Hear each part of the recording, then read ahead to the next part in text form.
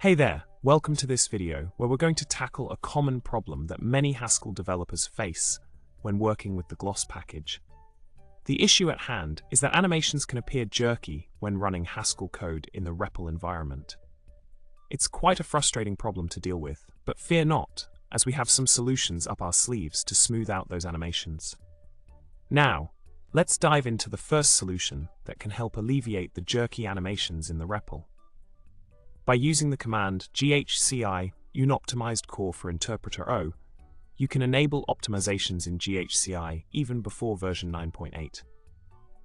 This command allows you to experience smoother animations by optimizing the bytecode interpreter, making your animations run more efficiently. It's a handy trick to have in your toolbox when working with Haskell animations. Moving on to another solution that can further enhance the performance of your animations in the REPL. By utilizing the command cabal REPL gloss hello REPL options RTS nonmoving GC RTS, you can set a non-moving garbage collector option that significantly reduces stuttering in your animations. This option is particularly beneficial for applications that require smoother performance and minimal pauses. By combining this with other optimization techniques, you can ensure a seamless animation experience in your Haskell projects. In summary, we've covered two effective solutions to eliminate jerky animations in Haskell's Gloss package when running code in the REPL.